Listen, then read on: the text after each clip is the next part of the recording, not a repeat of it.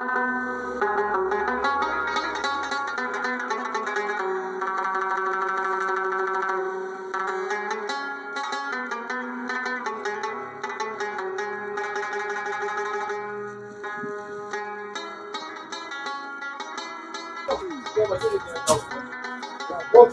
बाहर ट्राई निकलो बाहर कोई बाहर हो कौन भाई जी भाटी साहब मुबारक मैं जी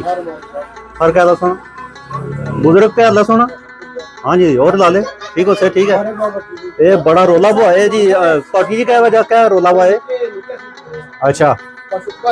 ਇਹ ਮੁਬਾਰਕ ਹੈ ਸੋਗੀ ਜੀ ਬਹੁਤ ਅੱਲਾਹ ਪਾਕ ਤੁਸਾਂ ਨੇ ਕਾਰੋਬਾਰ ਵਿੱਚ ਤਰੱਕੀ ਅਤਾ ਫਰਮਾਉਣ ਜੀ ਅੱਲਾਹ ਪਾਕ ਦਿਨ ਦੁਗਣੀ ਰਾਤ ਚੁਗਣੀ ਤਰੱਕੀ ਅਤਾ ਫਰਮਾਉਣ ਜੀ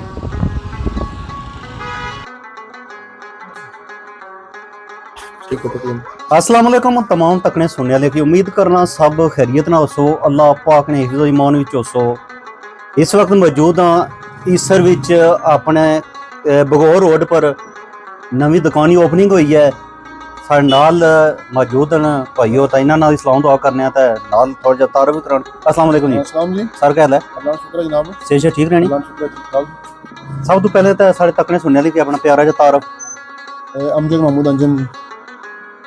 अमजद भाई दुकान पहले भी है कोई तजर्बा या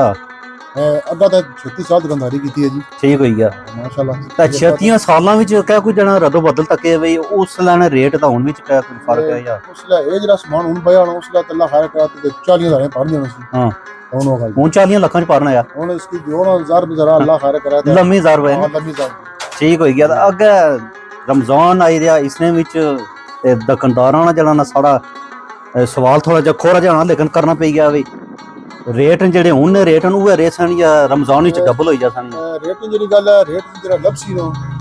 रमजान पैकेज लबसी संगी उस मुताबिक दसो काट होसी काट दसो बराबर है बराबर माशाल्लाह रिलीफ वगैरह भी दसो जरूर जरूर ठीक ते 10000 जड़ा ना ये इस तू जड़ा ना दुकानदार कतराने ता इसने च तुसां क्या कोई रीजन है दारे गल मैं कापी ते कैंसिल आंदी कोई बे ठीक है आंदी कोई मैं दारे गल तक पहली गल तो आई कोई नहीं ठीक है जितनी सामान चाहिए उस कैश के लिए कैश के लिए ठीक है तो दारे गल कोई कश्मीर की आजादी तक दार बंद है जी ये गल है मैं आजादी हो उस बाद ही बंद है बंद है चलो ठीक है जी जी नाज़रीन ते ये सन साडे नाल भाई अमजद और जिन्हां नवी दुकान ओपनिंग की है माशाल्लाह हर चीज़ फ्रैश दिसेरी है और तुसां की वीडियो च दसां दवा नहीं तुसां की वीडियो दसां और ओपनिंग नहीं सारी वीडियो दसां तो सारे वीडियो ने अंदर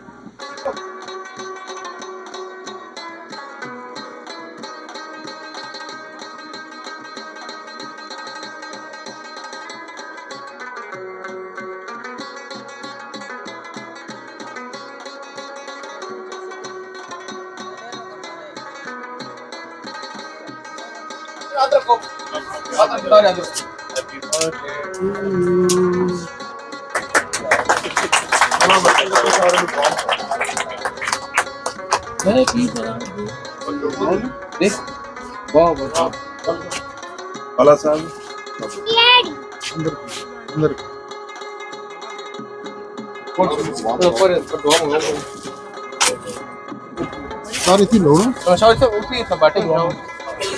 सारी ऐसा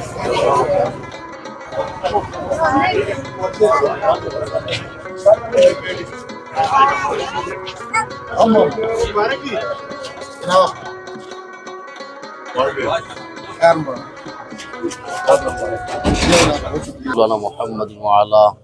आले सय्यदिना व अस्हाब सय्यदिना मौलाना मोहम्मद मुबारक वसल्लम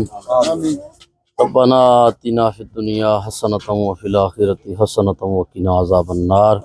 व अदखिलनल जन्नता मअल अबरार या अज़ीज़ व या गफ़्फ़ार या रब्बल आलमीन मालिक अर्ज़ व समा परवरदिगार आलम तेरे फज़ल व तौफ़ीक़ के साथ हम एक ख़ास नेक मकसद के लिए जमा हुए। अल्लाह हमारा यहाँ आना अपनी बारगाह के अंदर कबूल व मंजूर फरमा। हम में से जिसकी दुआ तेरी बारगाह के अंदर पसंदीदा व मकबूल है अल्लाह उसके सदक़े सब की दुआ कबूल फरमा। इला खलाल अमीन मोहतरम अमजद साहब ने ये कारोबार शुरू किया। अल्लाह दिन दुगनी रात चुगनी तरक्कियाँ नसीब फरमा,